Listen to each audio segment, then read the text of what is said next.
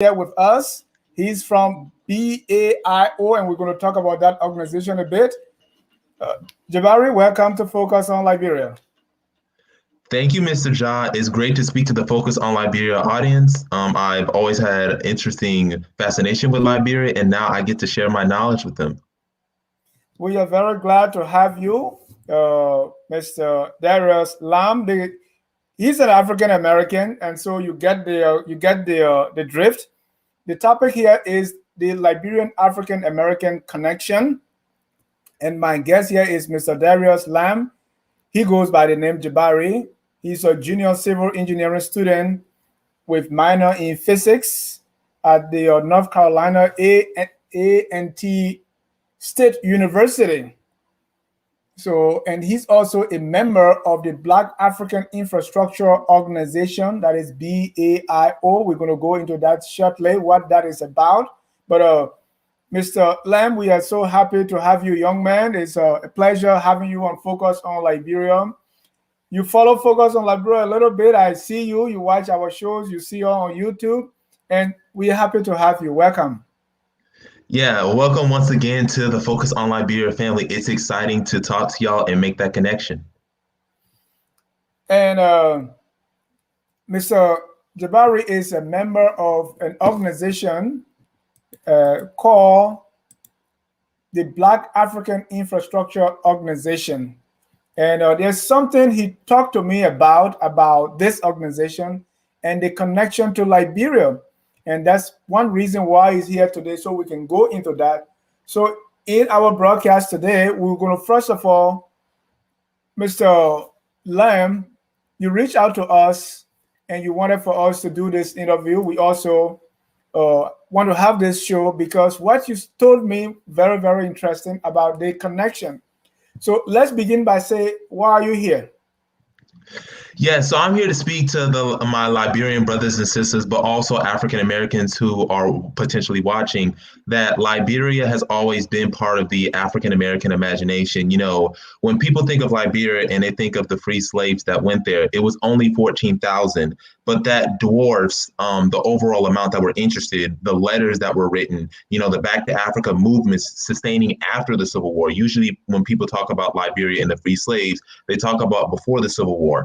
And I have been doing extensive research since my days in high school, particularly a junior, researching the Back to Africa movement and how particularly vital Liberia was. So I want to educate the Liberian audience and give them new information that they may not know about.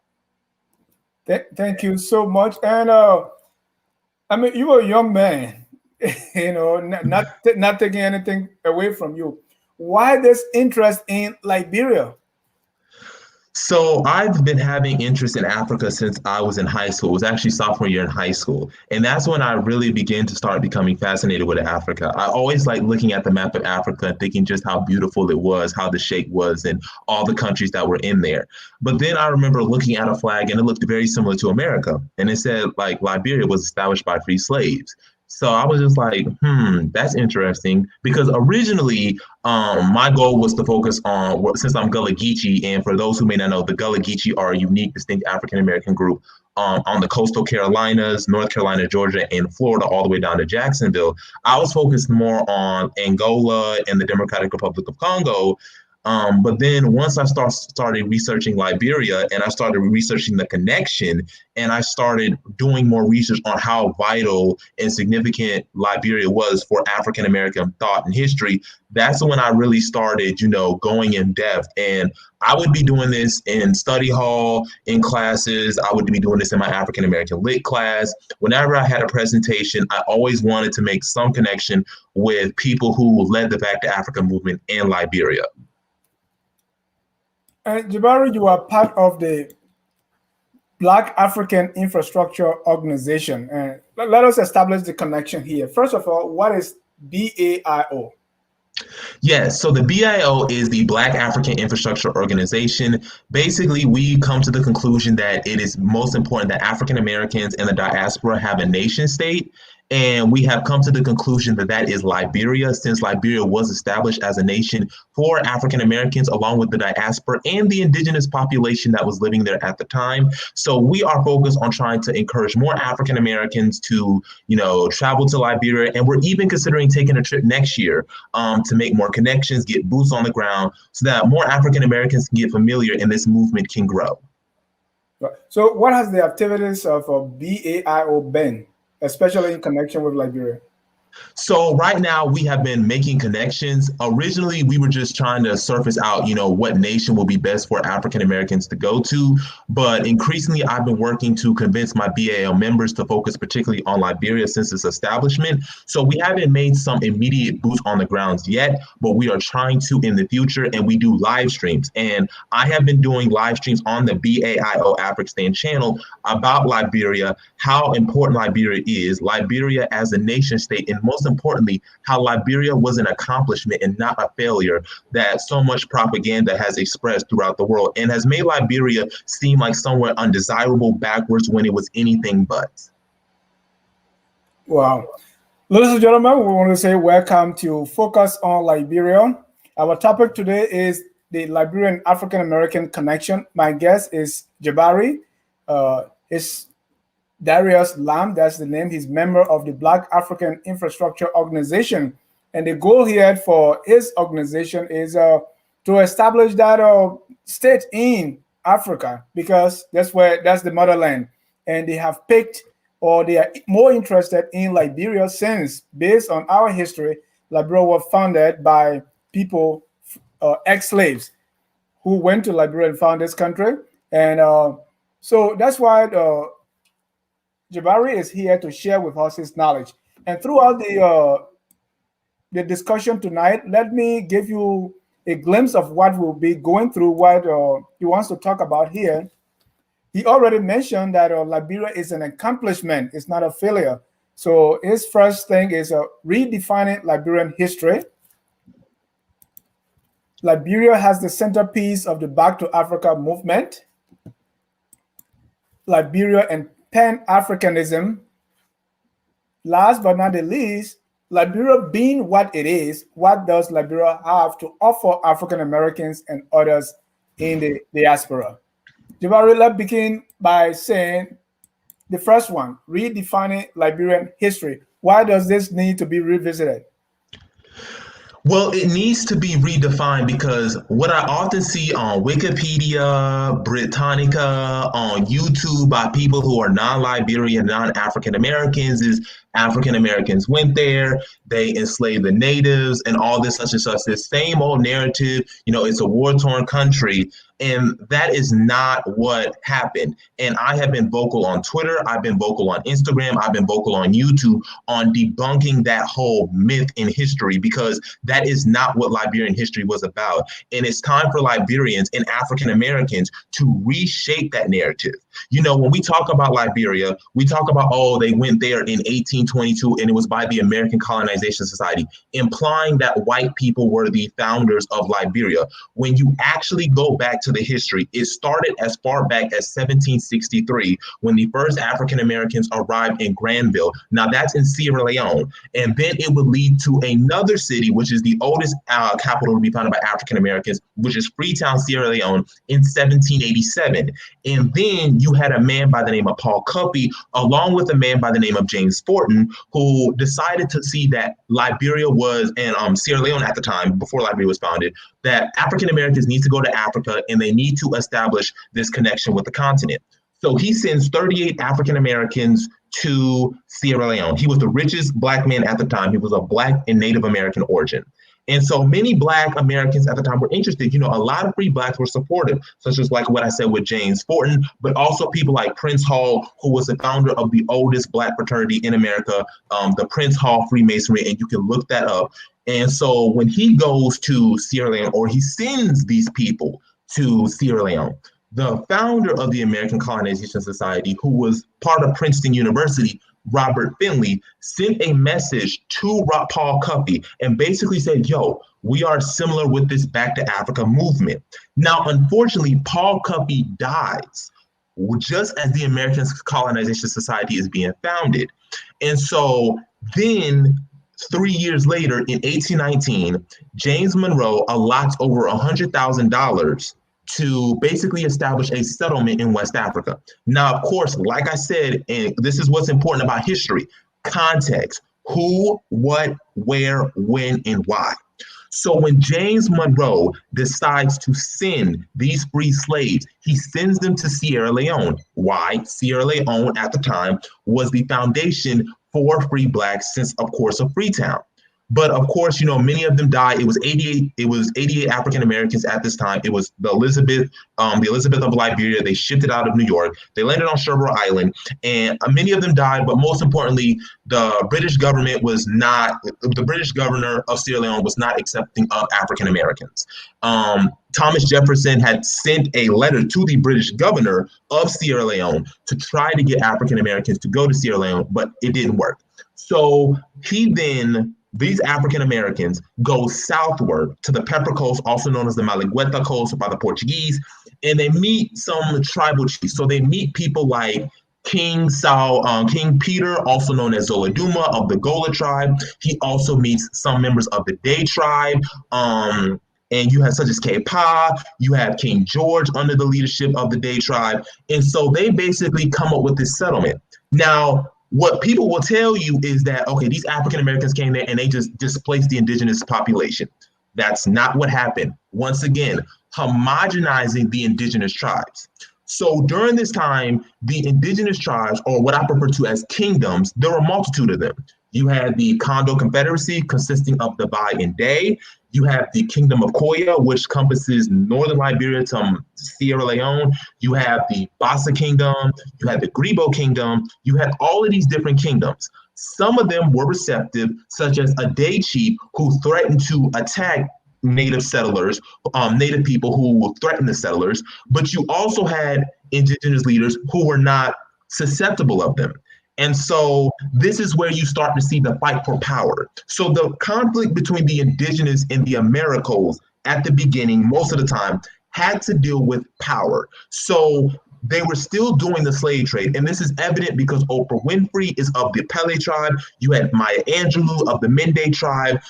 You had many of these African tribal chiefs at the time concerned about their power and their economics doing the slave trade. So many of these African Americans, being that they were freed slaves, were against that. And so you had situations where you had outbreaks of conflict. So you had the Day British Settler War of 1822, where you had British sailors and some Cuban sailors, and they were fighting a war with these settlers. That caused them to build up a fortification. Then you had the Day Settler War of 1822. That's where the whole controversy of the Matilda Newport comes in. Then you have the Vigola War, Settler War of 1832. You have the Bassa Settler War of 1835, also known as the Port Crescent Massacre. That was also due to the slave trade and King Joe, who at the time was the Bassa king. So he goes in and basically kills 120 African Americans. Elijah Johnson, one of the founders of Liberia, or one of the original settlers to get there, who was also a person of the War of 1812. He sends people down there to sort of apologize and to get that straight. And then we have more wars. We have the Vi Settler War in the 1840s. So there was this constant fight for power because each additional tribe and kingdom wanted to be powerful in their own way. And just the way that the natives are treated, they're treated homogenously, and they treat them as if the natives are primitive. They didn't have their own culture. They didn't have their own mindset, their own sovereignty, when in reality, there were chiefdoms, there were Poro and Sunday societies. And so that's why it's important to redefine Liberian history, especially the early history on how Liberia was founded. Wow. Ladies and gentlemen, this is Focus on Liberia. My guest is Mr. Darius Lam, and we are discussing Liberia and African American connection. Darius, even before we go deep into the history of it, anytime you think of Liberia or the way the relationship has been spoken about is mainly on the government level, right? So anytime you see Liberia is, some people even call it the stepchild of America, the thinking there is on a political level, there has really, in my experience, there has not been that connection, the one you are making now. That hey, these are African Americans. It's not the State Department. These are people, right? How is this connection in the African American community before we even go into this link? Yeah, so right now, it's starting to gain some traction on the importance of Liberia as being the foundation of a nation state for Africa, and how, Liberia was built by Black Americans and we do have somewhere to go. But most of the time, Liberia is not brought up, and that's due to the fact that many African Americans are just not exposed to it. I have some friends who they were not aware of what Liberia was, or they've never heard of it. They've heard of something about it, but all they know is, A, it was established by some free slaves, but they really don't know in depth anything about it. And so that's why right now, many African Americans, it's not on the radar compared to Ghana with their year of return, where everybody knows about Ghana and their year of return. But Liberia was that original year of return, but it's just not brought up because the history is not properly told and it's not marketed in the right way. It's often told by people who are not indigenous Liberians, not Liberian historians, not experts in Liberian history, and therefore it gets distorted in a way that is not accurate. So that's why, for me, the very first thing that I wanted to do with this, live stream is to redefine Liberian history, to shape it in our narrative, in our point of view, and not from anybody else. And what somebody saying, say you have a Liberian accent. What's the connection? Like I said, like I told earlier, I'm Gullah Geechee. So Gullah, which root word is Gola, Angola, but it could also mean the Gola tribe of Liberia, Sierra Leone. Our language is very similar if you speak Gullah to Creole in Sierra Leone, but also Liberian Creole English in Liberia. So like I told people, I might have genetically, ancestry, some Liberian blood within me. So I wouldn't be surprised if I did an ancestry in me and found that I have Liberian ancestry in me. I would not be surprised. Good. So let's go back to the history, because this is and tell me if this is normal, because when people say we have ex-slaves, African Americans going to Liberia, they meet people on the ground. These are chiefdoms, these are kingdoms. It's normal to have conflicts. It's very normal for them to fight for power and other things, right? Yes. What's particular about this Liberian situation for which, even till this day, the misunderstanding is still out there as if this was out of the ordinary for people to fight? That's everywhere you're going to settle. Yeah, and it's one of the things that irks me, and I've been going back and forth on Twitter on some people, is particularly people, other Africans, particularly West Africans, and in particular Nigerians, where they'll talk about, oh, did you hear about things that Black Americans did to Liberia? And I remember responding to one of them, and I said, that's funny because I never hear you guys use that same justification with your countries.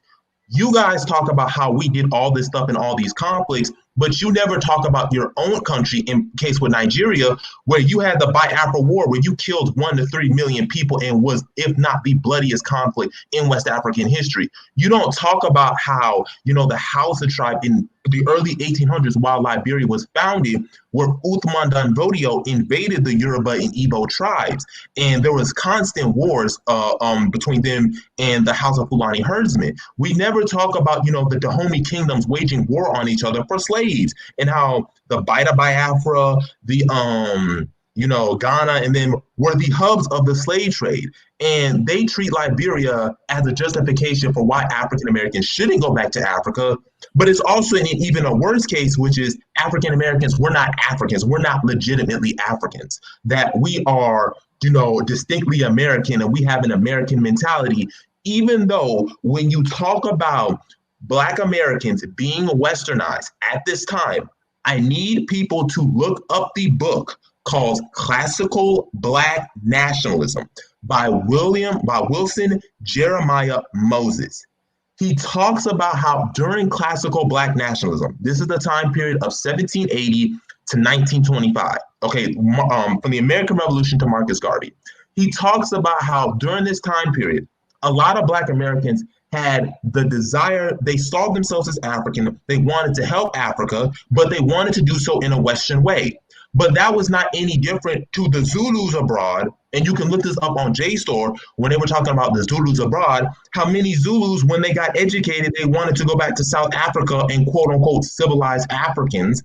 We don't talk about Mamadou Massaquoi, who was a Vai chief, the daughter of the son of the king of Lehigh, and the daughter, the mother being the queen of Njabaka. When he converted from Islam to being a Christian, he talks about how he wants to go back to Africa and civilize these Africans. So we completely forget context of where that ideology comes from.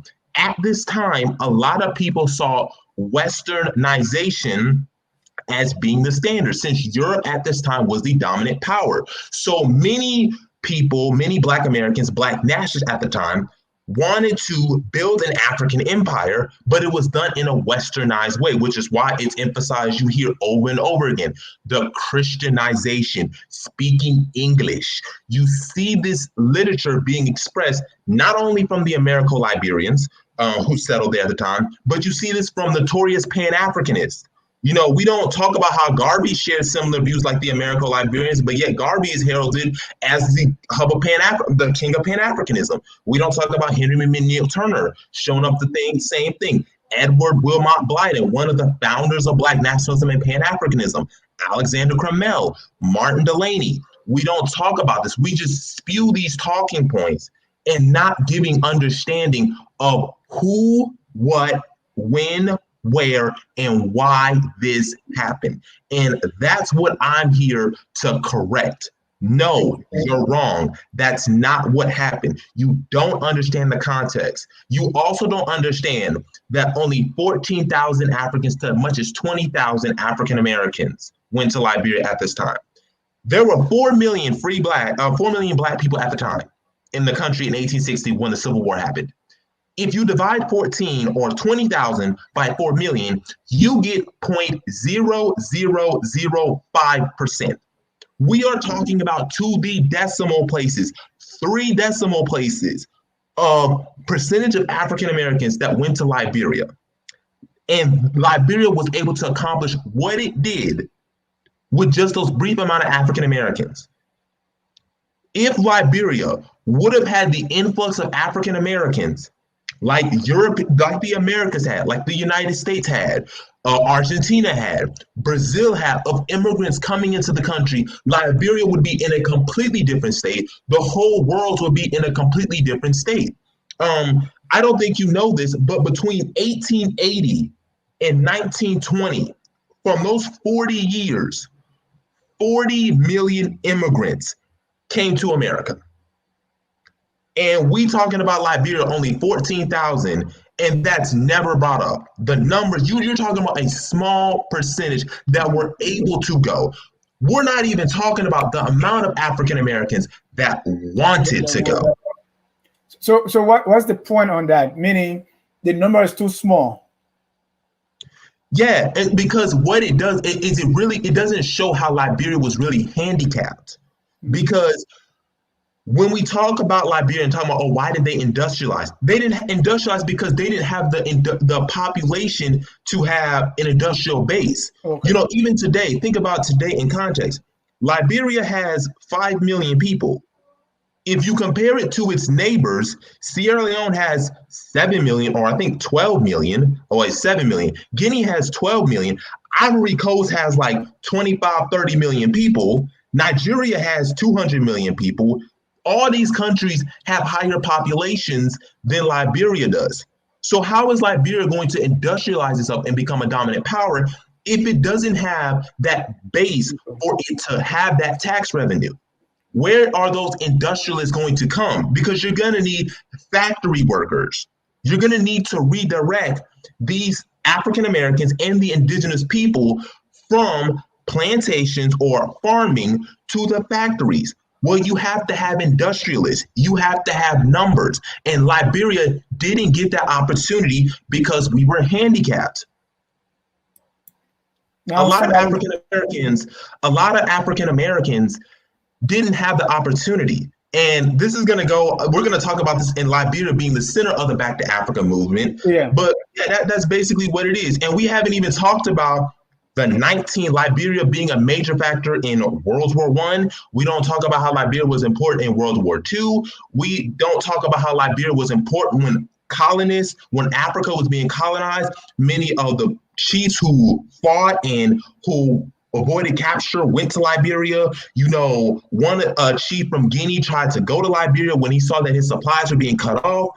We completely don't talk about this history.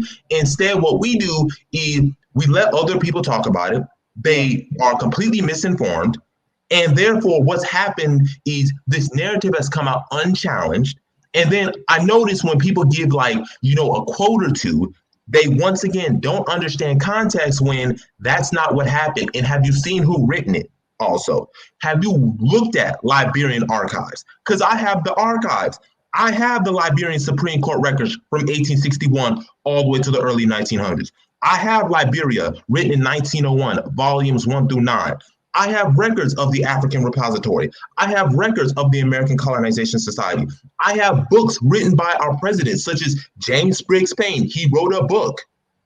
You have Stephen Allen Benson with his banquet. That's an archive. The New York Times has an archive from 1860 talking about Stephen Allen Benson being inaugurated as president, the second president of Liberia after Joseph Jenkins Roberts. So the fact that this stuff is not brought up and it's not mentioned is hugely problematic. And I'm here to correct that, because you're not going to bash Liberia when I could talk the same stuff about your country. And also, one thing that I can't stand is when people talk about, it's similar to apartheid South Africa or segregation in the South. The ignorance in that comment is baffling, and I vehemently push back on that. These are the same people who don't know anything about apartheid South Africa, who don't understand how this white South African government tried to inject HIV into the population to reduce the Black population.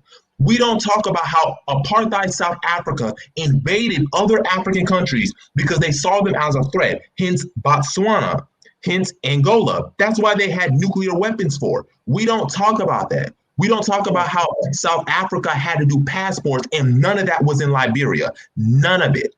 It was not Jim Crow. There was no de facto segregation, even though it might have been somewhat. And that's due to the fact that most Americans live on the coast. You can look at it today with the cities. If you look on the coastline, you have cities like Maryland, so you have Maryland County, but you have Harper, you have Greenville, you have Buchanan, you have Edina, you have Bourgeois, you have Monrovia, you have Robertsport, Louisiana, Harrisburg. But when we go into the interior, you have Nimba County, but in there you have cities like some of them that I can't even pronounce myself. Voinjama, I'm not sure if that's how you pronounce it correctly. Or Bopalu. You have cities that are indigenously named. And that's a reflection of the fact that due to the fact that a small amount of African Americans went there and most of them settled along the coastline, that's where you see that huge discrepancy.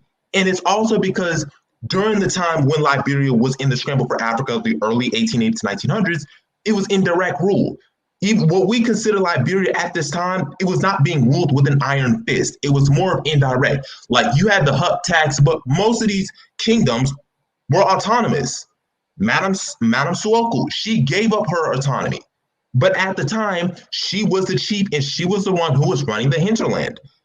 It was not like it was a law that said natives couldn't do this. And I find that funny because Mamadou Massaquoi married Rachel Johnson, who was an Americo-Liberian, and Mamadou was a bi person so I don't know where this whole idea that the Americo-Liberians and indigenous didn't mix when Mamadou Massaquoi was close to becoming president in the 1930s. Henry Woosley was the vice president in the 1920s, coincidentally with Charles D.B. King, which we can get to that subject. We haven't talked about how the fact during the administration that Alfred Francis Russell, who was the 10th president of Liberia from 1883 to 1884, who took over after Anthony W. Gardner, after his conflict with the Galenas territory that was given away by the force of the British. Because we don't talk about that. Liberia's area was from what we consider Liberia is not the territory actually.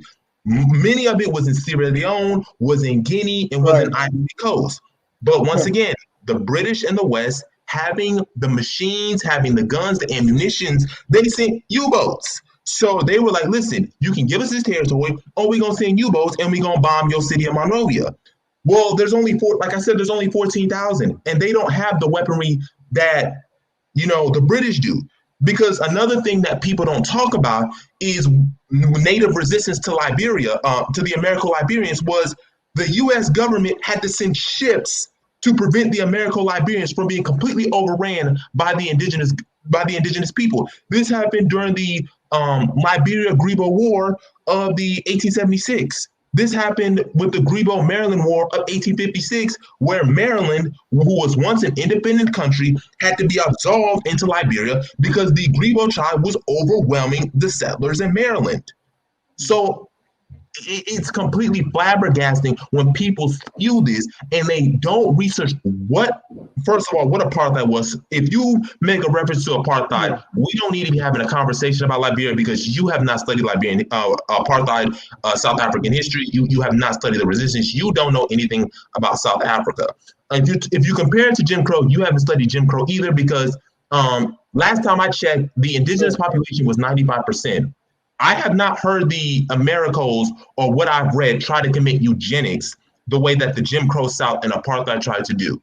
There was some form of segregation, but not at that level.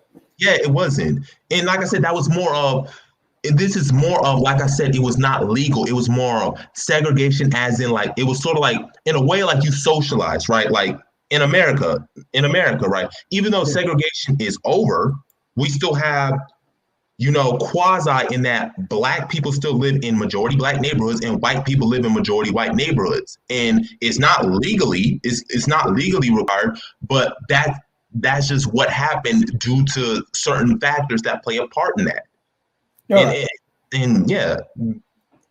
Yeah.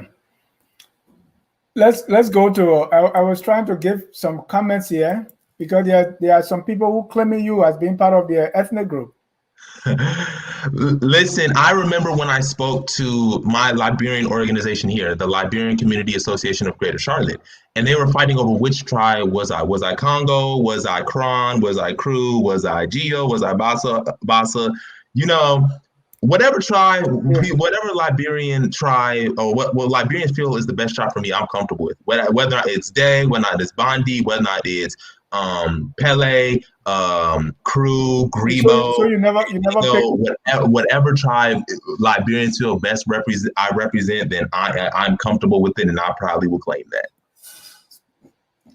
All right, let's talk about you mentioned Liberia has a centerpiece of the Back to Africa movement. Yes. So right now people talk about Ghana, like Ghana being the hub of Pan-Africanism, Ghana this, the year of return, beyond the year of return. People make Ghana like to be the hub of the Back to Africa movement, when that is far from the truth. Ghana really hits the road early in its independence, and that was early. After 1966, that whole Ghana being the center of Pan-Africanism doesn't really hold up to par. And like I said, it's only recently with the Right of Revolt, the year of return, that happened. But when you look historically at the Back to Africa movement, Liberia is seen as the centerpiece. So examples would be, Marcus Garvey. Marcus Garvey wanted to send his people, the UNIA, back to Liberia, Liberia being the hub of it. Many Garveyites actually went there. His wife, Amy Jaquez Garvey, even Amy Ashford Garvey, went to Liberia, Liberia being the center of the Back to Africa movement. Maya Angelou, one of the things that people don't talk about was Maya Angelou originally was supposed to stay in Liberia, but because of a circumstance, particularly with her son, she has to leave Liberia and she has to move to Ghana to help assist him. Bill Russell had his plantation or his summer vacation spot in Liberia and was even considering moving to Liberia. A religious group known as the Hebrew Israelites, led by a man by the name of Ben Ami, he stopped in Liberia. Let me stop you a little bit. You keep making reference to people don't talk about this. When you say that, who are you referring to? The average person. None of this is, it's really hard. On YouTube, people who do videos on Liberian history, the textbooks, all of this stuff is left out. Like, I'll be reading reports on whether or not it's on the Africa Report, whether or not it's articles like the griot, people who do videos on Liberia, even other African Americans who do videos on Liberia. This is not talked about. I look on the comment section whenever somebody goes to Liberia and they talk about Liberian history. It's always we need to talk about how African Americans enslaved the natives and did this. We completely forget that they had the white man's mentality. And it's like, no, that's not what happened. Like, that's not what happened. So when I mean by people, I'm talking about people who are misinformed, people who are spewing propaganda, people who are spewing rhetoric that they don't know what they're talking about. That's what I'm talking about with people, and particularly Pan-Africanists who want to discourage African Americans from going to Liberia, or say why Pan-Africanists have a problem with Liberia when Liberia was the center place for Pan-Africanism. Most Pan-Africanists went to Liberia, but yet today there are Pan-Africanists who feel like, nah, Liberia is not the place. And it just baffles me because it was, and it was the center of the Back to Africa movement. So I'll go further in depth with these Back to Africa movements. So after the Civil War, because before it was only 14,000, but even then, we can talk about that. But I'm going to talk about after the Civil War, and then I'll get back to those predates. After the Civil War, you had from 1866 to 1868, the greatest influx of African Americans into Liberia immediately after the Civil War. It really picks up immediately after the Civil War and after Reconstruction in 1877. During the 1880s and 1890s, Arkansas was the hub of the Back to Africa movement. You have the book that's called Journey of Hope, the Back to Africa movement dealing with people from Arkansas. And it talks about those desires to go back to Africa. But you also have South Carolina being a major hub of that. South Carolina celebrated Liberia's independence 30 years in 1877, where they had 4,000 Black South Carolinians show up for a parade. And this is probably the Liberian Exodus, who led to Liberia's president William B.S. Tubman, because William B.S. Tubman comes from the Liberian Exodus movement. That movement was was called the Bark Azar. It was what they were supposed to was referred to. They were supposed to send 160,000 African Americans within 40 years. Unfortunately, that never happens. The Exoduster movement, those African Americans who fled to Kansas, it was estimated that 98,000 African Americans signed a petition with Benjamin Singleton. It was the United Transatlantic Society, where he got those signatures of African Americans who wanted to go to Liberia. Marcus Garvey wanted to send 20 to 30,000 Black Americans to his movement, what he was trying to do originally. You have Henry McNeil Turner, who led a couple thousand African Americans to Liberia, but he wanted a mass movement of African Americans to Liberia. Same thing with Edward Wilmot Blyton. Same thing with Martin Delany. Same thing with Alexander Crummell. Same thing with Augustus Washington, who died in the post-Civil War, but he immigrated there in the pre-Civil War. And let's talk about Augustus Washington, because once again, I'm going to keep saying that. Who, what, where, when, why is important. Augustus Washington is unique because unlike most West African nations, we have actual photographs of how our people in the 18th century looked like. We have the Joseph Jenkins Roberts daguerreotypes. And that was built by a man by the name of Augustus Washington, who wanted African Americans to go back to Africa, and he quit his daguerreotype job in America to immigrate to Liberia because he wanted to be the major founder of this republic. The first president of an American college, Black president of an American college, went to Liberia went back to Liberia in the 1850s. Because he saw the importance of it. So we see right here Liberia being the center, because Black Americans understood the importance of what Liberia represented. It represented a chance for them to show the world that we can build our own nation. We can do this. We can control our own destiny. We can control our own internal affairs. And that is what makes Liberia the centerpiece of the Back to Africa movement. Ghana can claim welcome home, but Ghana can't claim the attempts to go back to Africa the way that Liberia can, with such as the Barbadian immigrants who went to Liberia, Arthur Barclay, Edwin Barclay, who left the Barbados and the West Indies to go to Liberia, or the African captives. Ghana can't claim that. Right. Only Liberia can claim that. So Darius, you mentioned that there was a setback, right? So with the Back to Africa movement, what role did America play, the government of America now, to be that setback, or did they really facilitate, or what did it do to facilitate or discourage or impede that mass immigration? Yeah. So you hear, if you do a lot of reading of many of the early American founders, people like Thomas Jefferson, but also Supreme Court justices like John Marshall, George Washington's nephew, Bourgeois Washington, Francis Scott Key, James Madison, all of these people were in favor of sending Black Americans back to Africa because originally they thought America was going to be a white nation and, white people were going to always be racist and that Black people have no place in America and they wanted this white state. But most of them never put the money there. Most of the time, they allotted their money in the 1820s to the 1830s. After the 1840s is where the money really starts to drying up. Now, the 1850s, you have this brief, a major uptick, probably the greatest. And then you have the Civil War, like I said, after the 1866 to 1868. But otherwise, the immigrant population just dipped. It's not thousands per year. It's like 200, 300, like minuscule numbers. And that's because the American government didn't give the funds like they promised. So Abraham Lincoln had passed this bill. I think it's the DC Emancipation Act of 1862. You can look it up. And basically he was talking about how the Congress was supposed to allocate the equivalent of today, billions of dollars for African Americans to immigrate to Liberia or in the West Indies, but preferably Liberia. That money never comes. In Virginia, they were really close to saying that African Americans who were free and African Americans in general had to be, moved to Liberia. That never passes. You have the Greater Liberia Act of 1939. That never passes. And you also have the fact that African Americans coming out of slavery are the poorest group of people in America. Right. Remember, we're slaves at this time. Most slaves can't read. They don't have no money.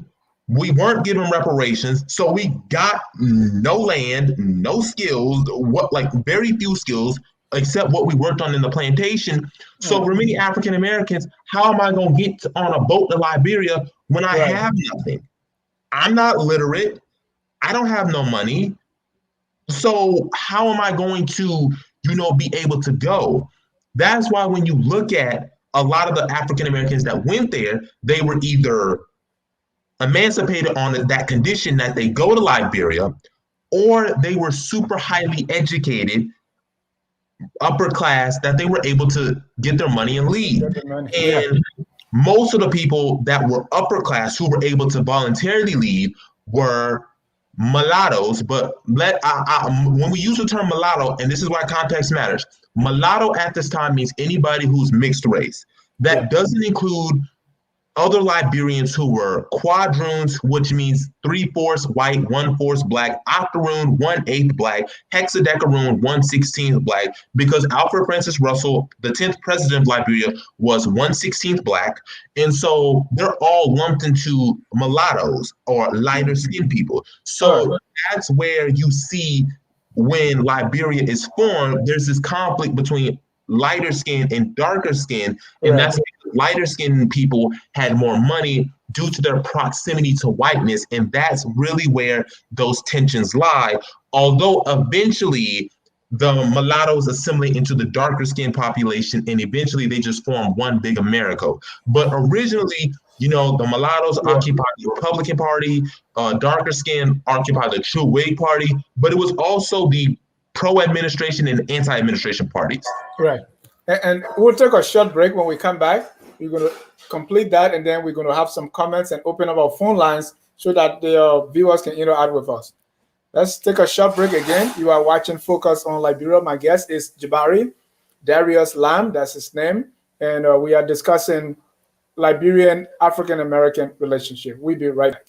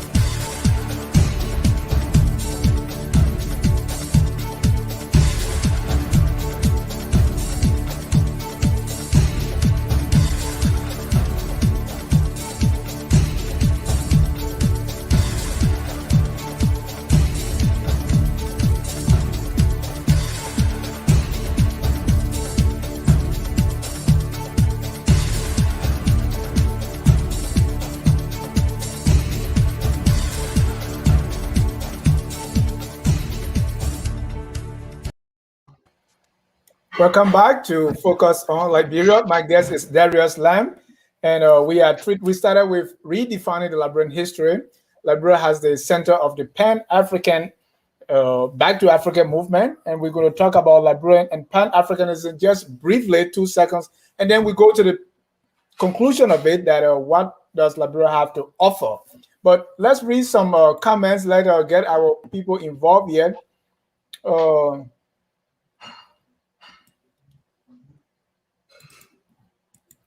Thomas Awaji say, absolutely, a lot of Black Americans are not knowledgeable about Liberia. And the same can be said about Liberians too, not really knowledgeable about the African-American Liberian connection, and that's why we are here.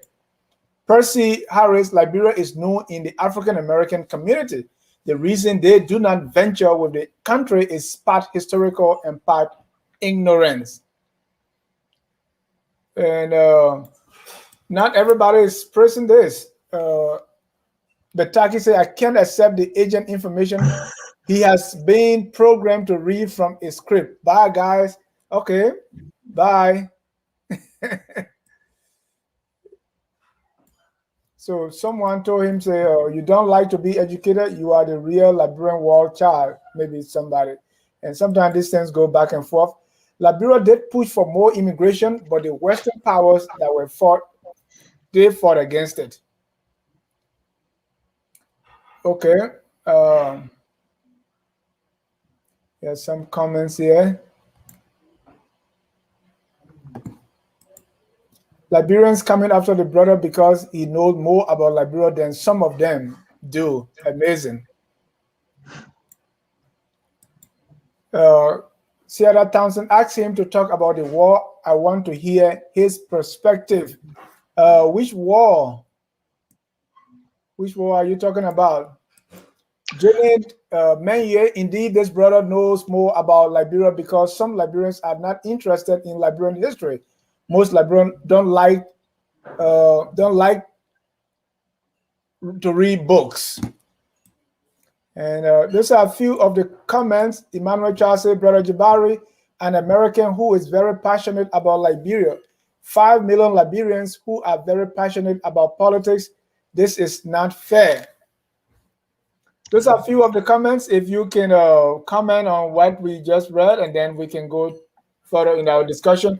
And I want to remind our listeners, the phone lines are open. Please call the number that is on the screen there, 605-313-6004. The code is 791403, and participate in the discussion.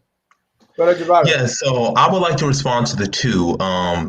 First, the one where she said push more immigration, that is absolutely true, because when Garvey wanted to send his UNIA delegation, the Western colonial powers threatened to invade, particularly Britain and France said that if you do, we will invade your country. So that's why Liberia was often reluctant to accept these African-American immigrants, because that fear of colonial invasion. To talk about the war, I feel that the war could have been prevented. I felt like on both sides, but at the time, the American-Liberians in the 1970s could have done a better job to transform the country and really sort of eliminate that income inequality. The fact that many indigenous Liberians didn't have access to education or opportunities, I felt like they could have done a better job to do that. But at the same time, I don't like the fact that Samuel Doe killed like 12, many of the administration, including William Tolbert, and, sort of led to destabilization and really caused many of the educated to flee. And also, we have to talk about during the war, nobody talks about is America's involvement in that war. We don't talk about how not we, I'm going to say, but most people, when they talk about the war, don't talk about how Charles Taylor was a CIA informant who got out of a maximum security prison and somehow, some way, got to Liberia and also got funding from some other African country, particularly Muammar Gaddafi in Libya, starting all of this chaos. And so you have a tragic situation where you have, a country that was, prosperous in Africa, but was also improving and did need to make some corrections, ended up being, losing millions of lives and, the crimes that have happened. And there definitely needs to be a crime war court, because you have war criminals and warlords that are still running in Liberia, and they have not been brought to the justice. The fact that, they killed millions of Liberians who some of them I will never know their names. We will never know what they could have been, and it could have been avoided. Yeah, thank you. And when I asked what the Civil War, he was talking. Thompson was talking about the Liberian Civil War. One more comment, and then we bring in our first caller here. And this comment is a very long one from Wilmot Cooney. He said, "Nothing the panelist is saying, in other words, nothing you are saying, Jabri, according to Wilmot, excuses the system of exclusive economic and political privileges enjoyed by American Liberians over the native for over a century and a half, nor the brutality and indignity the indigenous suffer over the period. This is just a classic whitewashing of the horrific system of American Liberians' misrule in Liberia. These same people usually cry foul when whites try to whitewash slavery and other atrocities against African Americans. The good thing is that some." That's Wilmot Cooney. You have a response?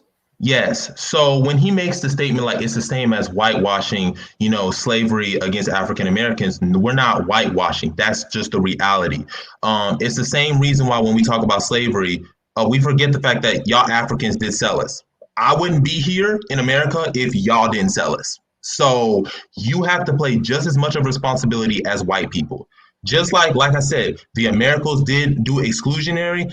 That does not negate the fact that many native tribes did try to commit genocide against the American Liberians, did try to wipe them out literally and sell them into slavery. King Joe tried to do the same thing. K-Pa, like I said, there were issues on both sides, but when you make it simply, it's strictly the American Liberians and we're not factoring these other factors, that's when I have the problem, because you're not telling it from the complete story. We're talking about this from a very skewed perspective. If you're going to talk about American slavery, I can educate you on that. We can talk about how white Europeans went to the coast of Africa and were negotiating deals with African tribesmen to sell their former members into slavery. It wasn't like white folks came and grabbed black folks over there. That's why some African Americans in America have a grudge against West Africans and Central Africans, because of that failure of West and Central Africans to acknowledge their part, that they were part of the slave trade. So like what you said, what the American Liberians could have done better, I'm not denying that. But when you exclude all of the stuff, like I said, the slave trading, the intertribal wars, the power dynamics, that's when I have an issue with what you're saying. If you're talking about, hey, it should have been better done, okay, we can talk about that. We can have that conversation. But we're not going to minimize the other side as well, because that would be ahistorical and that would be disingenuous. That's what I have to say on that argument. Thank you. Let's open the line for one of our callers here. Caller, your name and where you're calling from. You are live on Focus on Liberia.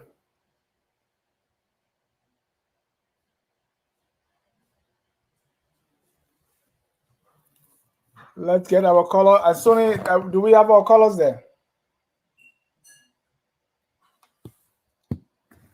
All right. While we wait for the caller, let's go back to our next point, Liberia and Pan-Africanism, quickly. Yes, so Liberia was really the hub of... Oh, is he on? Yeah. Go ahead. Do we have a caller? Hey, again, Dennis, this is a very informative program. I always admire your selection of your guests, because they come with bringing a lot of knowledge. And Jabari, thanks for coming. It's very interesting. A couple of things you said. Your name again? I can recognize that, Jimmy. Hello. Your name and where you calling from? Oh, this is Jimmy from Washington, D.C. Go ahead, Jimmy. Okay, so thanks for the program. Like I said, you always bring good people on, and bringing knowledge to us. I really do appreciate your selection of guests. And Jabari, thanks for coming on. You seem to be very knowledgeable. Two things you mentioned, and I think there's a 800-pound gorilla in the room that people don't recognize. Africans were selling one another. We were part and parcel of that slave trade. It was a mean commercial deal. They were doing it all over. The only people around this coast who did not sell each other were the crews. The crews did not commit to sell each other to slavery. But anybody else, they had no problems with that. When they capture people, they would sell them. But nobody's owning up to that, and we all should. So we can't just say these people, those are the same people that we sold to the white people. But one thing you mentioned about the Back to Africa movement, I have read that movement, you mentioned European nations say they would invade. Well, America stopped them from invading. I understand that the U.S. was not in favor of an industrial person like Marcus Garvey having this Back to Africa movement for fear that Liberia would have finally got roots and developed.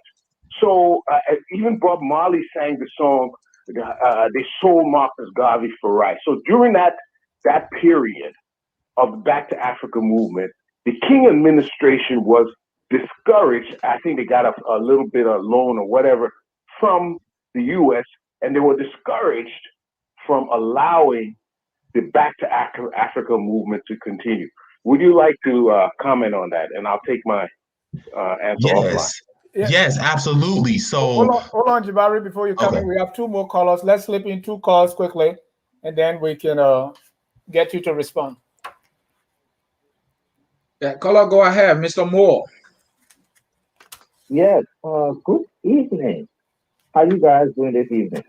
Good. Your name and where you calling from? Okay, I'm Carson Moore calling from Richmond, Virginia. Go ahead, you're live, sir. On your show. Such a very informative program. Okay.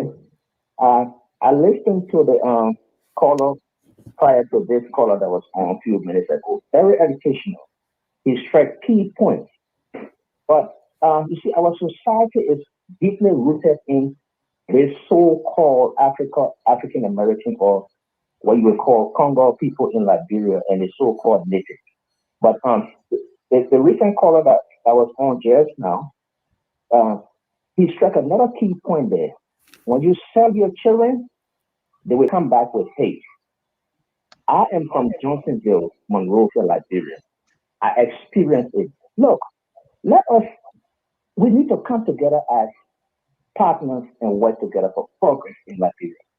We are one family.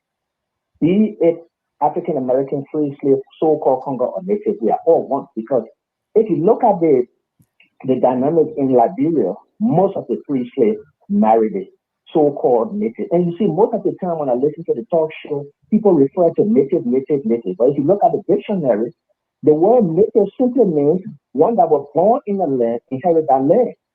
So we are all native born, except for those that was planted in Liberia from America to leave that country after the ACS, which is the American Colonization Society. That was the only people, those guys were the only people, most of them were typically like 80% white and 20% black. But all of those, like Tubman, those guys were all born in Liberia. But you see, politics is a dirty game. That's what killing us in Liberia. We need to come together. If we don't do that, we will continue to divide ourselves with this Congo and native. Some of these, you see, like George Weah administration, when he got in the church and he decided to draw the line in the church, that was very, very heartbreaking. So we should be uniting ourselves, because we saw what happened with Samuel Doe. Samuel Doe placed those Congo guys on the pole, and he executed them simply because they were Congo guys. And look, I remember April 12, 1980. I sat in the bushes with my mother and my father. Just wrap it up, George. We got more callers. I come outside. Mr. Moore. Okay, so just to conclude, let us come together as one family. But constantly dragging us down the line with this because of Congo is not going to happen. Thank you very much. Thank you. And that's one reason we're doing this, because a lot of things need to be cleared up. And if there's an elephant in the room, we need to discuss it. As soon as do we have another caller? Yeah, Kesali Double, you are live. Quickly to the issue. Thank you very much, Hold on. Thank you very much, Anthony, and thanks to the guy. I also want to give thanks to the panelists in the studio. I mean, he's gone very deep into Liberian history. Something that some of us who were even educated in Liberia, I mean, without having 25% of what he stated, But I struck when I heard him say that Liberia could not be industrialized due to the population. But America was able to build in the 1900s the seaport of Monrovia to support our war, the World War I and World War II. Same happened with the RIA, the Royal International Airport. But when it came to industrializing the country, I mean, they were unable to do it because of the population. What was almost the same population we had when they invested in the amount of money in building the RIA and the seaport of Monrovia? Why couldn't we use the same means to industrialize the country and make the country to be a better place? And on the history that some of the things we share was that what I think happened is that with the Liberian history is more accurate. Because of some of the things we say, if you go back to history books that were written back in Africa, if you read them, there were certain portions that you will not find in. Some of the things is explained. Things happen to this guy. If you come here and listen to history books that are written completely American, you will notice that there are some strikes that actually occur on the ground that were eliminated.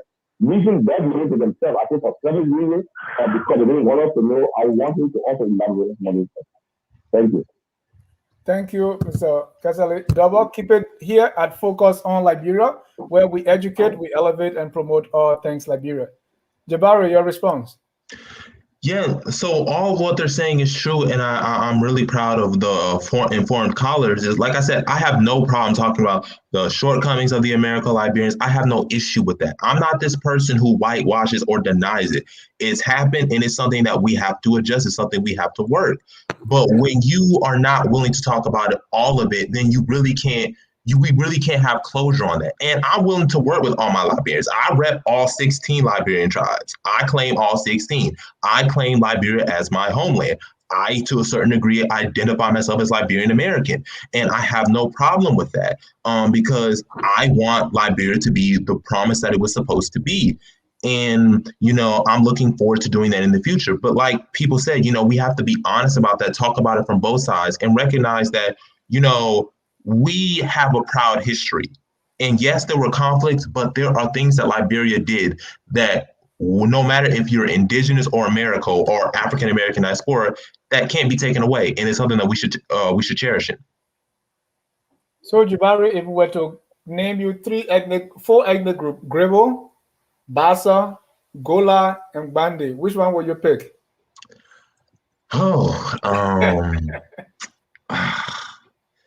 I would pick Bassa. I almost said that. That's why I included Bassa. Yeah, I would pick, out of the four, I would pick Bassa. Yeah, I saw the Bassa in you coming up. That's why I included it. Okay, let's get one more call on the line. That's Wilton Kelter. Wilton, you're live. Thank you, Brother John. Thank you to Jabari. Very knowledgeable. But I'm more of a problem to solve the problem. We know Mr. Eastman mentioned, and he also mentioned it, that Africans sold their brothers, and so the tension between so-called African American or American Liberian and native still all around the place today. What can we do, knowing the fact that we all are victims? Right. We all native and African American. What can we do now instead of continuing to talk about this whole, because we are part and parcel of each other. Exactly. True. Regardless of what. Thank you. Thank you. Because when I wrote a piece called "Nobody's Home," so when Africans, and it was not through the Africans, this transatlantic slavery was not just through selling. There were other means, other tactics that were adapted by the Europeans. Some were forced, some were already pawns, and some say the concept of slavery didn't really exist with the Africans. So, but they participated one way or the other in the slave trade, either willingly or unwillingly. So, and when this left, it affected us too, because the strong men were gone. So there was nobody home to make the farms. So as Kera said, we all victims. But let me get Aliyu Kamara. Aliyu will be our last caller. Aliyu. I hope you don't use the proper phone today. Go ahead. Yes, sir. Yes, sir. Can you guys hear me? Yeah. Okay, at least my phone is doing better now today, right? Yeah, it seems to be you're not using a proper phone, Ali, but go ahead. Yeah, great show. I don't know if it's a repeat broadcast I'm watching. Is this the thing about Macafoli? No. This is a live show. This is a live show. Go ahead. Don't take your minute away.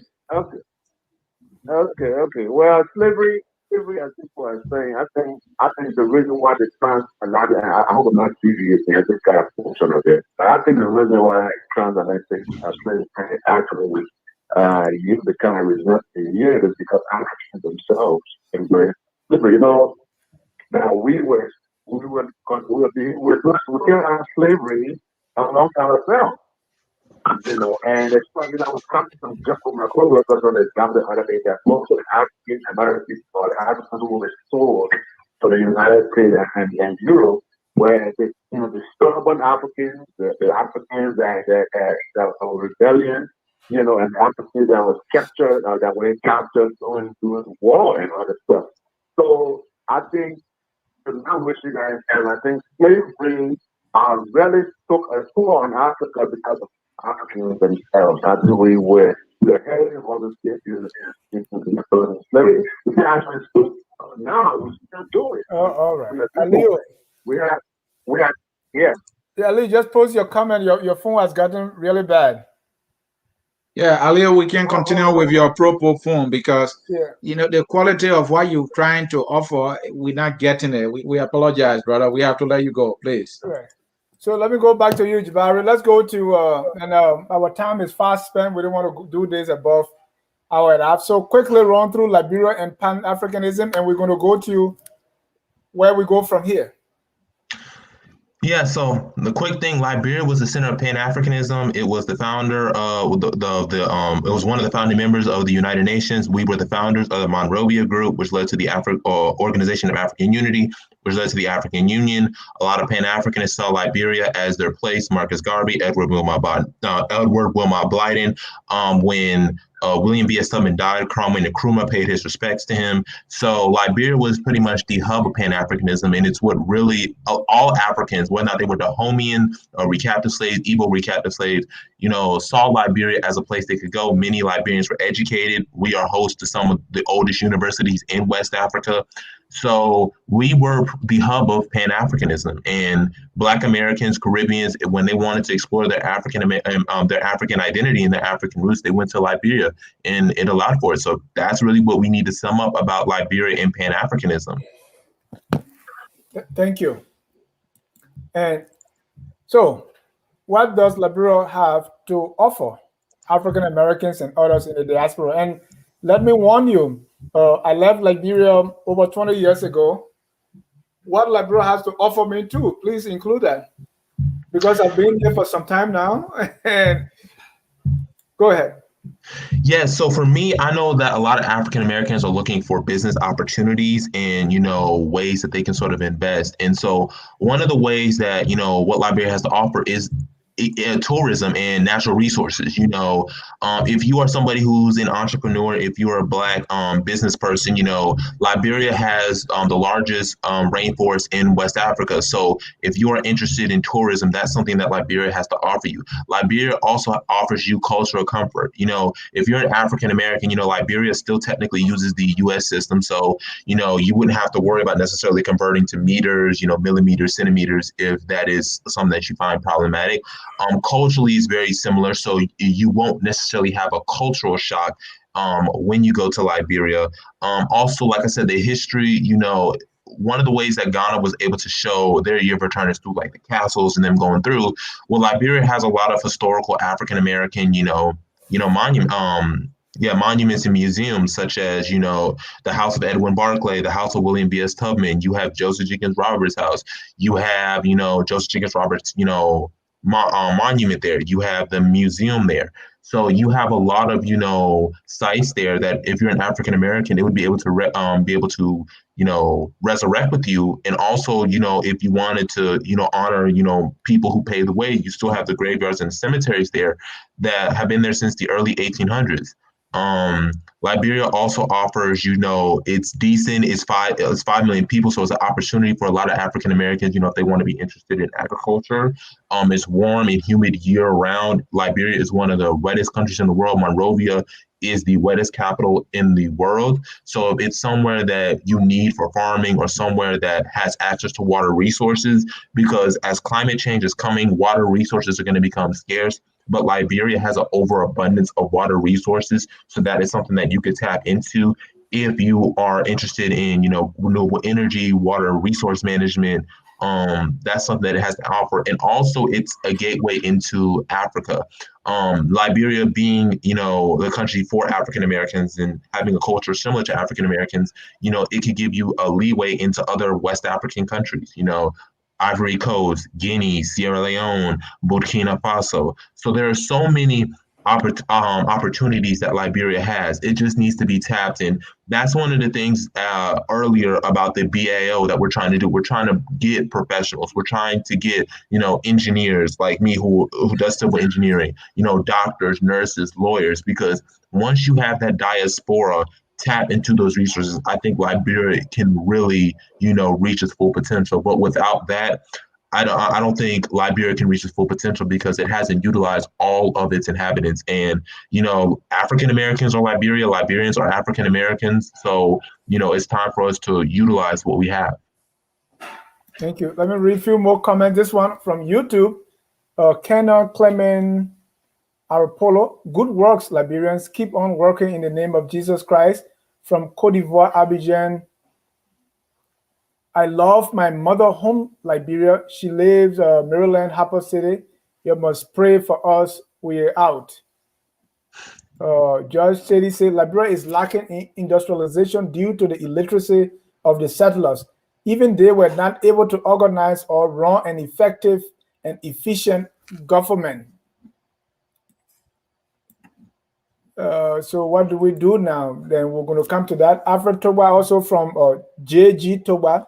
African Americans shouldn't hit West and Central African, has mentioned by your guest, because of the historic slave link. We are new African Americans and Africans now. In other words, our ancestors did it, not us. So he continues, let's pass the lesson to strengthen us and build and unite our race, no matter where we are today geographically. Will Montconi said the brother has brought into the whitewashing of European role in the this was what we had before. I want to get more comments from YouTube. So there's a comment here is there is some. Okay, yeah, this is the one. Kafuma Soare, what can we do to mitigate the disharmony between the African and African Americans in the United States? So I think the best way we can mitigate it is really educating and, like I said, come from perspectives. The previous person before this comment talked about the whitewashing of what Europeans. Nobody's whitewashing what Europeans did. We acknowledge the brutality that Europeans did to Africans in not only America, but colonialism, how they tried to wipe out our languages, how they did buck breaking. You know, if you read some of the stories, it was often told that masters would molest Black women as early before they were 16. Nobody's denying that reality. We acknowledge that. The problem becomes when we not also talk about the fact that you did still sell us. Hey, we don't get sold. None of that happens, okay? Or it's mitigated. So you have to look at it from that part of it. Nobody's whitewashing, you know, what Europeans did, but you also have to acknowledge that role, because one of the very first questions that, you know, somebody would ask is, how did they get here? It's not like Europeans just raided and just invaded and just took over. There had to have been some complicity. And even as Africa was being colonized, you know, many of these African kingdoms were still dependent on the slave trade for their revenue. That's just being honest. And so one of the things that we need to talk about is we use that, like me, I use those issues that happened with Liberia to better. I want to improve it. I don't look at it like the Americans did this, so that means African Americans were done, not completely forgetting the time period that it was in, it's over, we shouldn't try. I look at it like, okay, this is what happened. Now, how do I adjust so when African Americans do come here, it's more of a better transition? You shouldn't be looking at history as this is what happened, so therefore, oh, it's going to happen again. You look at what the Americans did, what the natives did, and how we can move forward. So it includes incorporating both indigenous, and Americo-Liberian culture, speaking indigenous languages. I would much prefer that VI become the official language, knowing that VI has its own script. You also speak Bassa and, Kru and all these other languages as, means of cultural competency and cultural heritage. We can do that. If you love the flag, we can keep the flag. If you want to change it, many African Americans are up for it. I've talked to a lot of African Americans, and many African Americans that I've talked to and also within my organization said that the Liberian flag needs to be changed. It doesn't really represent the African American community. Let's change to the red, black, and green.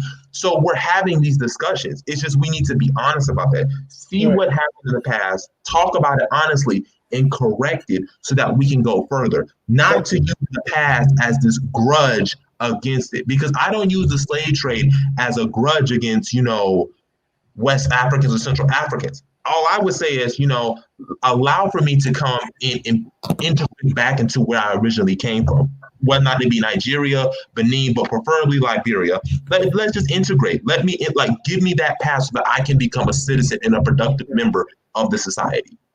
Thank you. William King here, our host of our Business and Economic Forum. He said, hello, FOL, enjoying the show. Great discussion. Dennis and Sunny, keep holding it down. We'll connect soon. William is on sabbatical, so he's trying to holler back. There's a question here about, still in line with what can we do, but the question here is the role America play, United States of America. To what extent did that or hurt Liberia or help Liberia? I want to see the question so I can but that's how I'm paraphrasing it. Yeah, so we tend to underestimate what America did. So when we talk about, the situation in the 1930s with, Charles D.B. King that forced him to resign, was that the U.S. government played a factor in forcing them to sign with Firestone, basically giving them that free labor that, led to, the indigenous people being mistreated. We don't talk about how, like I said, the United States government capped, or prevented African Americans from being able to come because they didn't have the money or the resources, or they didn't allot it. We completely forget how the United States played a role in the Liberian Civil War that led to the deaths of over 250,000 people, or how Pat Robertson, when he tried to, help Liberia, he was taking mines from them. We don't talk about that exploitation of what America did. And that's why there are many why people like me in the BAIO are advocating that the United States government needs to pay reparations to the nation of Liberia for the damages and the potential economic losses that occurred due to the fact that African Americans were not able to go there, and how Liberia was underdeveloped for that. So we need to understand just how vital America was to not only creating, but ruining and destabilizing the country. Thank you. Percy Harris, he too has a keen interest in history. Chatman folks came from Georgia. The Taurus ancestors were the ones who came from South Carolina. And to be honest, Jabri, not everybody is liking you. Jabo say, this dude is eager to talk. He's making sweeping statements. But Janet Mayer doesn't agree. He said, Jabri, you are well informed because most Liberians don't know what you're talking about. Thanks for enlightening our minds. To respond to 1 minute. David Kidder say you are the Liberian true historian. And Patrick Jewer say he's digging deeper real history of Liberia today. Go ahead. Yeah, so to respond, hold on, let me put this charger in real quick. My bad. Okay, we're good. But to respond to that, I got the archives, I got the books, I got the PDFs. I can email them to you. Like I said, I got receipts. I can list them off the top of my head right now. I got the receipts. So if you want the receipts, I will be glad to give them to you. You know, the connection between how the bilanguage and the Cherokee and Austin Curtis, I got this, and not from no Wikipedia. I got this from JSTOR, Cambridge University, the University of Indiana, LSU. I got this. I got the receipts. So if you want the receipts, I can give them. Like I said, I have information. Like I said, I got the evidence. So I'm not making no sweeping statements. I got the books. You name it. Junior Pitchman say, I want more of this. It helped Liberian understand. Thomas Awagi said, teach, brother.